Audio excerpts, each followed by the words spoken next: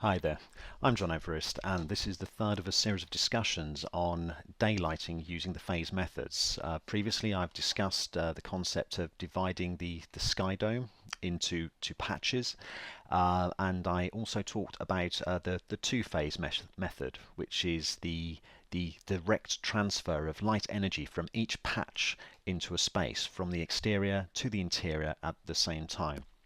I also briefly touched on the concept of there are inaccuracies start to occur because the rather than in a continuous sky dome, you would have the light contribution from every point of the sky dome. To make the calculation feasible for all the hours of the year, the sky dome gets broken into these patches, and in certain situations, you just need to be aware that, of course, all this energy here is being loaded into this single one point here, and under specific circumstances, you could possibly get inaccuracies. Um, so moving on to the three phase, the difference is, and if we just build straight from the two phase, is rather than go directly from the sky to the calculation points or the interior environment, you are now going, it is broken down into two separate calculations. You are now going from each patch of the sky to the window, and that is one calculation.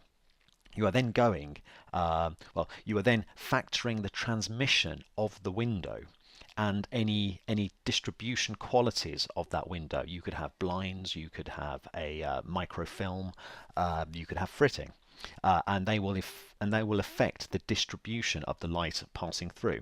So you are going from the sky to the window. You are then traveling through the window. And you are then going from the window to your interior environment. So, as I previously discussed, the most obvious advantage of this is should anything change in the exterior environment, you do not need to redo your calculations. This is particularly useful if you are doing an image calculation. If you're rendering an image, this calculation from the sky. This is actually, sorry, your daylight phase, yeah, or your daylight matrix as it's called. This transfer from here to here, you are not rendering an image. So it is actually quite a fast, well, compared to the interior, it is a fast calculation.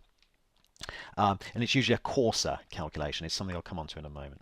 And then you render your image here, which is a longer calc. So if something changes outside, you do not have to re-render an image in here, because you actually render an image